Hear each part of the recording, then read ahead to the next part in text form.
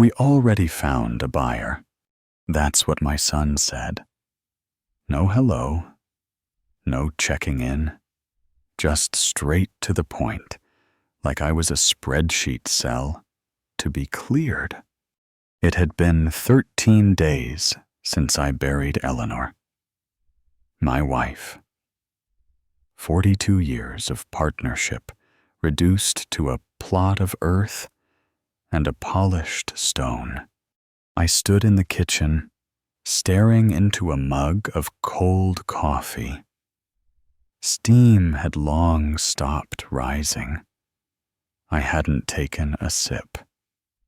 The mug was chipped on the handle Father's Day. Rachel had painted it herself back when she still asked me to read her bedtime stories. Now my own children were planning to evict me. Darren's voice came through the phone, tight and practiced. I could hear the rustling of papers, the flick of a mouse wheel. It's just not realistic. Dad, that house is too big. The upkeep alone. There's no mortgage, I said, quiet, factual. He paused. He hadn't expected that. Still, he added, recovering, taxes, repairs, all that land. Laura and I just think it's time you considered something smaller, closer to us. I said nothing, because what do you say when your children stop seeing you as a person and start treating you like a liability? I'm Arthur Grant, 69 years old, retired logistics analyst, widower, father, grandfather. I live in a 2-story house in Napa Valley with a lemon tree out back and rosemary that's outgrown its stone border. Eleanor loved that garden. I kept it alive for her. She's gone now, and my children think that means I'm next. They're circling, but I didn't argue that morning. I didn't defend myself. I didn't even hang up angry. Instead, I looked at the lemon tree through the kitchen window and thought, you have no idea what I've been preparing for. See, Eleanor didn't just leave behind memories. She left instructions, a plan. And while they were getting ready to sell my home from under me, I was about to show them quietly, firmly, that not all old men are waiting to be pushed. Before we go further, if you've ever had your kids treat you like a burden or been underestimated because of your age, hit that like button, leave a comment below. And don't forget to subscribe, because what comes next, they didn't see it coming, and they never will. It started with a second phone call, this time from my daughter. Same message, different voice. That was the day I realized they weren't asking me. They were informing me. And that's when everything changed. The second call came that same afternoon. This time, it was Sienna. Her voice was too bright, too sweet, like she was trying to sell me something wrapped in a bow. "Hi, Dad," she chirped. "We've been thinking. The house must feel really quiet without Mom." I could hear Rachel's voice in the background, then the click of a door closing. Sienna didn't wait for me to answer. "We thought maybe you'd like to move in with us for a while. You know, just until you feel more settled." I almost laughed. Settled. As if losing your wife of 4 decades was just a temporary disruption. She kept going, cheerful, like she was offering me a vacation rental.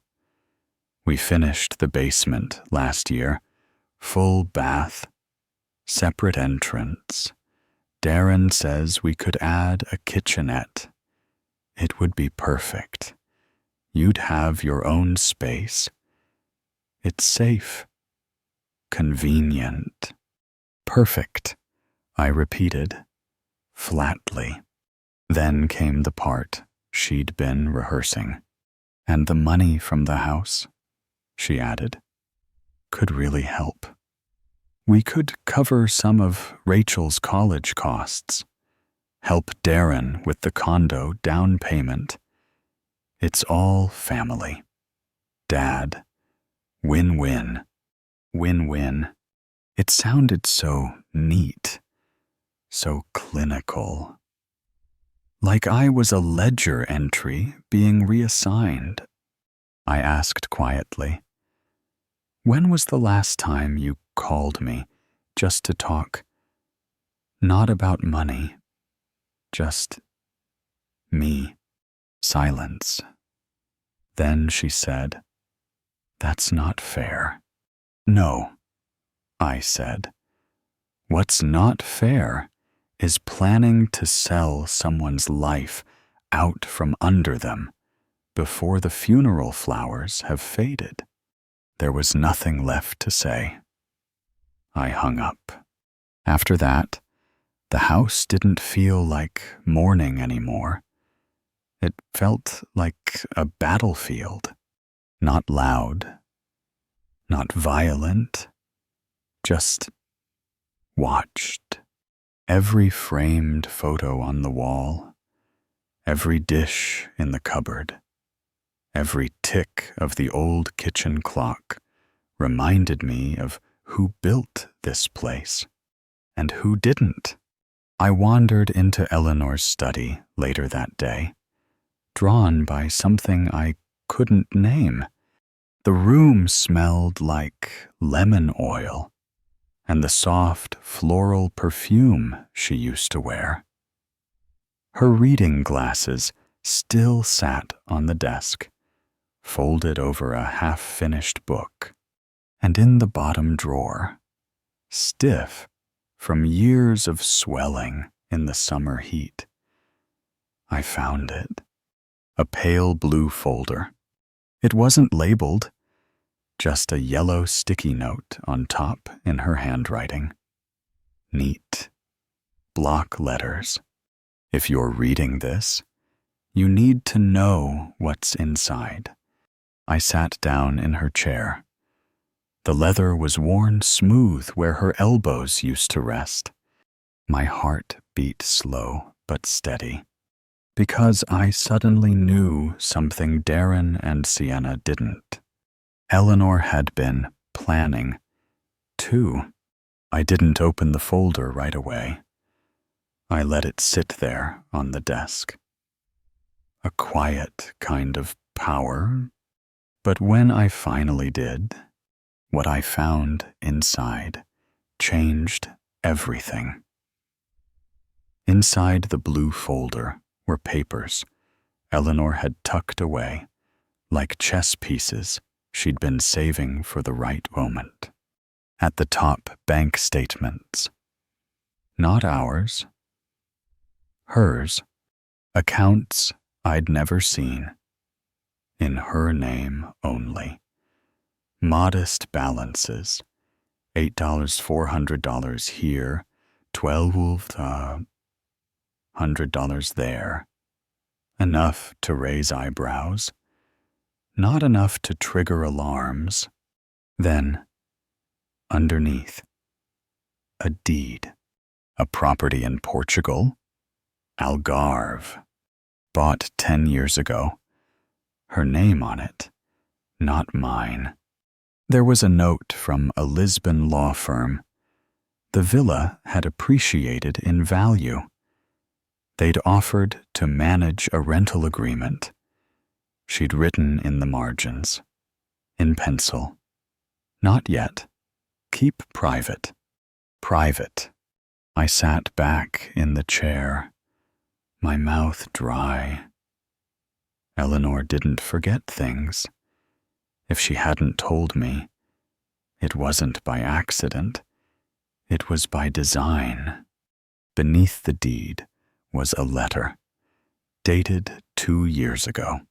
"Richard, if you've found this, I'm gone. And if I'm right, the calls have already started." She knew. They will circle you, not because they need you, but because they want what you've built. I've watched it for years, the way they count what isn't theirs yet. She was always softer than me, but she saw through people quicker, especially our children. The house is yours. It stays yours. But in case you ever feel like disappearing, the Portugal villa is ready. Instructions in the back. Sometimes the only way to win is not to play their game. I rested my palm on the folder, like it might vanish if I let it go. This wasn't grief. This was clarity. And that night, I slept for the first time in 2 weeks. Saturday morning came with a knock on the door. Darren's SUV gleamed like a showroom model in the driveway. Sienna stepped out beside him, holding her phone like a weapon. Rachel sat in the back seat, her face pressed to the window. "Morning," I said, opening the door before they could knock. Rachel ran up the steps and hugged me tight. Her hair smelled like the strawberry shampoo Eleanor used to buy her. "Come in, sweetheart." Mark and Sienna followed, all smiles and purpose. The kitchen filled with the scent of cologne, winter coats, and quiet agendas. They sat at the table across from me, like a united front. "We found another buyer," Darren said. "Better offer. Cash. It's more than the house is worth. Honestly." I stirred my tea slowly. "There's no mortgage. Taxes are manageable." "That's not the point." Sienna jumped in. "It's about what's realistic. You're alone." "Dad's? Am I?" I asked. Calm as stone. Darren leaned forward. "We can help. Move you into a condo, something near us. Practical, less to manage." I smiled, just slightly. "You mean less for you to worry about?" Rachel wandered back into the room, holding a crayon drawing. "I drew your garden, Grandpa." She held it up proudly. Rosemary, lemon tree, a small blue house in the corner, Eleanor's study. I looked at them both. She remembered the curtains, I said. Rachel grinned. Grandma said to always draw what's true. She skipped off again, leaving silence in her wake. I turned back to them. Eleanor paid the house off 6 years ago. I said, evenly, "It's mine." She made sure of it. Sienna blinked. Darren clenched his jaw. Why didn't you tell us? Didn't think I needed to. They didn't argue. Not right away. But I could feel them recalculating. They weren't backing off. They were regrouping. And regroup they did. The next move they made was quieter, but not any less dangerous. After that visit, the tone changed. They stopped asking. They started maneuvering. 3 days later, a thick envelope showed up on my doorstep. No return address. Darren's handwriting. Inside was a glossy brochure from a luxury condo development. Granite countertops. Yoga studio. Shuttle to the mall. At the top, thought you'd like to take a look. Love, D. There was no warmth in it, just assumption. I slipped the brochure under the leg of the Scotch bottle on the counter to balance out a wobble. Useful. After all, that week, I made 2 phone calls. The first was to Anna. Her voice was so accented, familiar somehow, though we'd never spoken. Mr. Grant, she said. Eleanor told me you might call. She said you owed her your life. I do, she answered, but that's a long story for another time. Then, almost gently, the house is ready. Fresh linens, lemons in a bowl. When you're ready, you come. I told her I needed a week. Portugal waits well, she said. The second call was to Samuel Whitaker. He'd been our estate attorney for over 20 years. He handled the paperwork when Eleanor's aunt passed. No nonsense. Low-voiced. The kind of man who could turn silence into a courtroom win. He didn't waste time. Bring the folder. Come in tomorrow. I showed up with everything Eleanor had left me.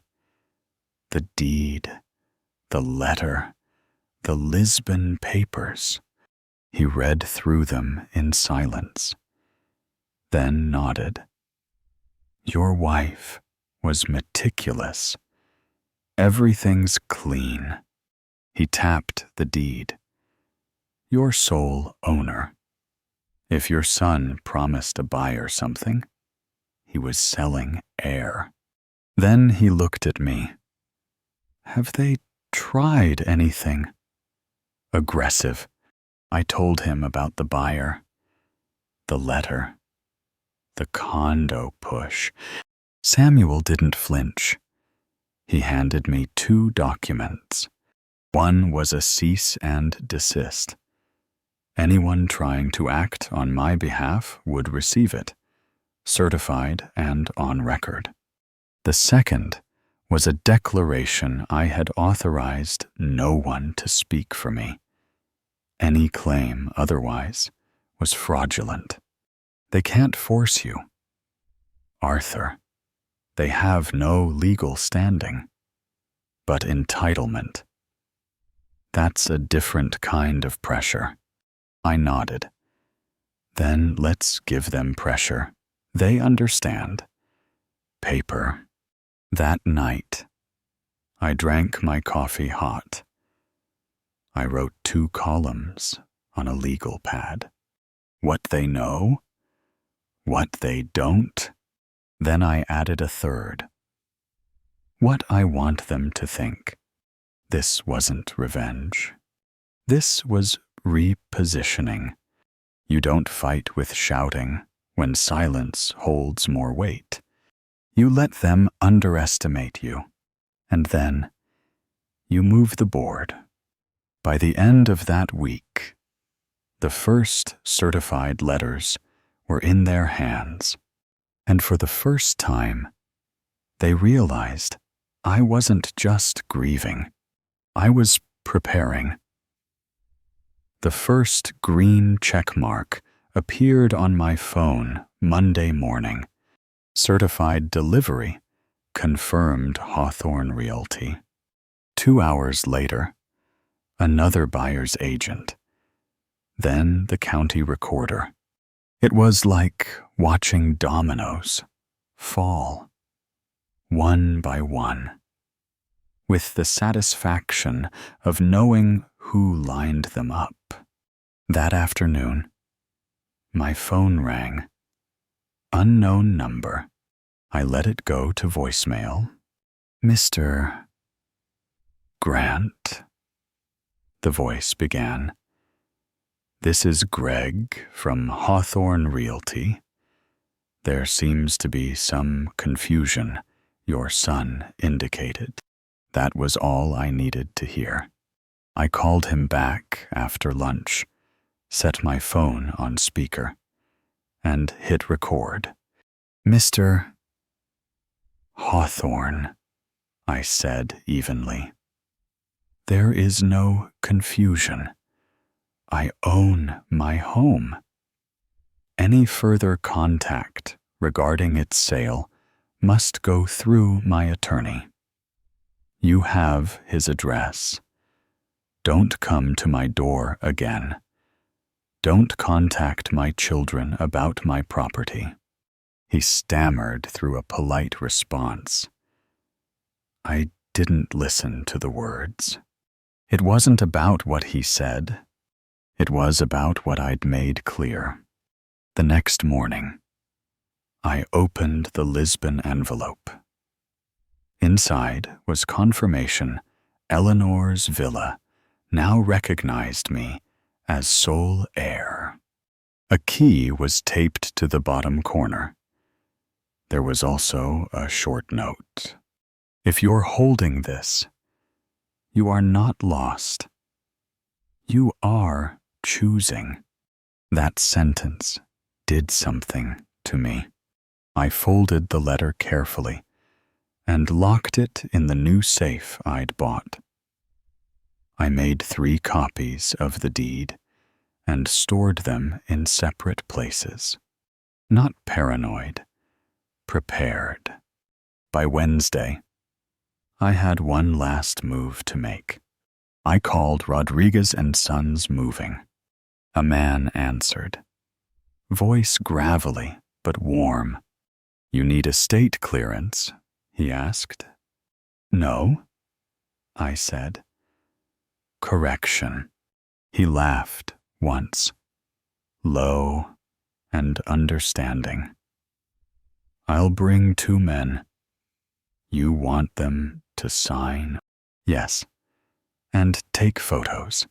Thursday morning, at 7 sharp, a white truck pulled into my driveway. I stood at the door in a clean shirt, 2 sealed letters in my hand, one marked Darren, one marked Sienna.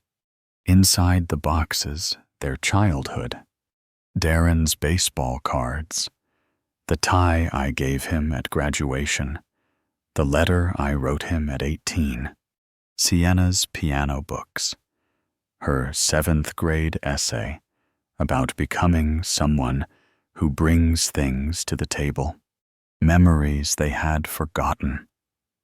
Until now, I labeled each box clearly. Return to sender. By 8:12, the photos arrived. One of Darren's porch, the other of Sienna's. Each box, signed for, each memory, hand-delivered. Then I waited. At 9:33, the knock came. I recognized Darren's sharp rhythm before I opened the door. He held up his phone. Voice tight. What is this? I looked him in the eye. That I said, is your life returned to you. He scoffed. You think this is clever? No. I think it's accurate. You're being petty. No. I'm being precise. He shoved a paper into the gap of the door. Another offer. This is a good number. Dad, stop being difficult. I'm not being difficult, I said, calm. I'm being awake. And I closed the door. No slamming, no shouting, just gravity. They thought I was reacting, but I wasn't. I was responding with clarity, with action, and they were about to feel the weight of it. Laura called first. Her voice cracked before she said my name. Dad, what are you doing? Returning what belongs to you. I replied. They're just boxes, she said, but I could hear the breath catch in her throat. No, I said softly. They're reminders of what you had, of what you asked me to give up. She was silent for a long moment. Then, Rachel saw the piano books. She asked me why they were on the porch. Tell her, I said, that they're hers, and that learning to finish something matters more than wanting it. That's not fair, she whispered. Maybe not, I said, but fairness isn't the same as convenience. That evening, I went for a walk. The lemon tree was still shedding. Rosemary pressed up against the stone path like it remembered Eleanor's hands.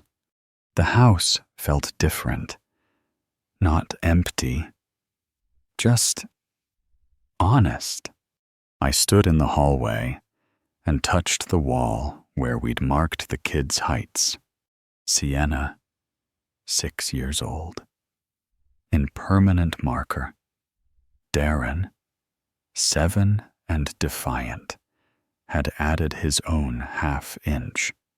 And now, they were grown, calculated, and for the first time, faced with a boundary they couldn't move. The next morning, I checked the P.O. box. Inside, another envelope from Lisbon. Thicker this time. It held the final deed. Notarized. A cover letter for Anna. A line in bold, prepared for occupancy. Per instructions. I placed the envelope on the desk beside the blue folder. Past and future, side by side. Then I called Sienna. We need to talk, I said. Now she asked. Yes. At my house. Bring Darren.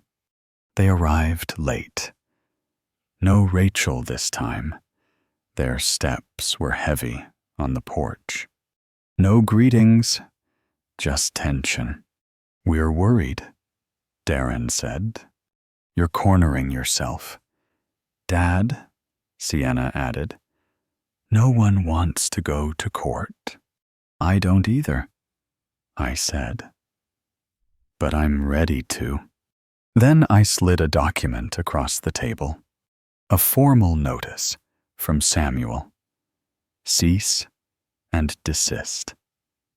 Declaration of non-representation. If either of you files for conservatorship, I said, this goes straight to the judge, with transcripts, with evidence.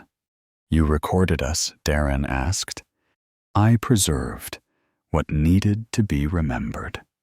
Laura shifted in her chair. We didn't mean. You meant exactly what you said. I cut in. And now you've seen what it feels like when someone chooses their own story instead of reading from yours. Silence.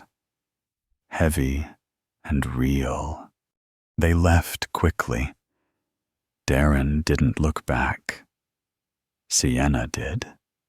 Just once. Her eyes were glassy. She didn't say anything. She didn't have to. I watched their car disappear down the drive. Then I turned off the porch light, and for the first time in weeks, the house exhaled. It was no longer under siege. It was mine again. I wasn't done yet. There was still one more decision to make. Not out of spite, but out of clarity. I spent the next morning packing a single suitcase, one pair of well-broken-in boots, 2 shirts Eleanor always said made my eyes look kinder. The photo of her laughing, wind in her hair, taken the year we finally let ourselves be young in Portugal, and the Lisbon envelope now creased at the corners from being opened, read, and believed. I wasn't running. I was choosing. Silence is a strategy, not a surrender. When words turn into weapons, withholding them becomes armor. Paper beats pressure. In a world of opinions, notarized fact is unbeatable. Ownership is more than a deed. It's the right to decide when a door closes and who keeps the key. Love without boundaries rots into entitlement. A yes that comes too easily teaches people to stop asking. Grief can be fuel. Heartbreak has heat, aimed well. It forges resolve instead of rage. Maybe those lessons sound simple, but living them cost 42 years of marriage, 13 days of mourning, and one line in the sand that will never wash away. I stood in the garden one last time before dawn. The lemon tree was backlit by a thin silver sky. I clipped 3 lemons, placed them in a bowl on the counter, one for Eleanor, one for Rachel, one for me. The house wasn't a fortress anymore. It was a finished chapter. I locked every door, slipped the spare key into an envelope marked Mail Hold, Joyce, for the neighbor who'd watered Eleanor's roses while we were at the hospital. A rideshare pulled up. The driver glanced at my single suitcase. Traveling light. No, I said, sliding in, traveling ready. At the airport, I texted Sienna, basement offer appreciated. I'm safe, competent, and unavailable for the foreseeable future.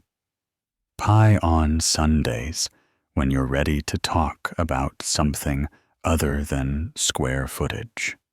30 seconds later, 3 dots appeared, then disappeared.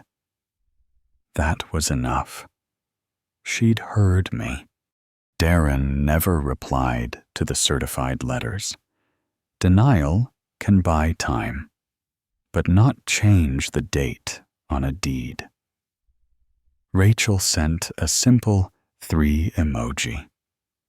That meant more than any apology her parents might draft, as the plane banked west to east.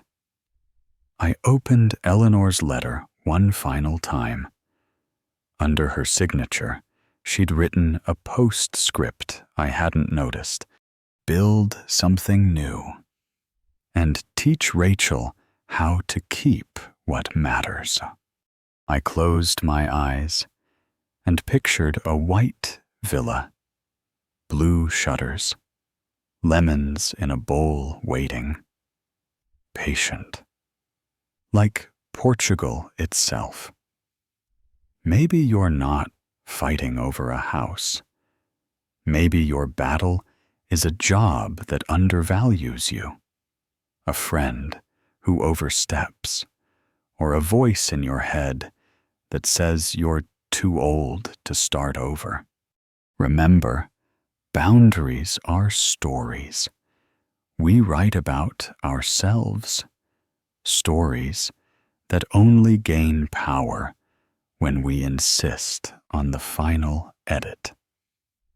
If any part of this journey hit home, do 3 simple things, like this video, so the algorithm sends it to someone who needs the courage to draw a line. Comment below with one boundary you're ready to defend. I read every single one on layovers.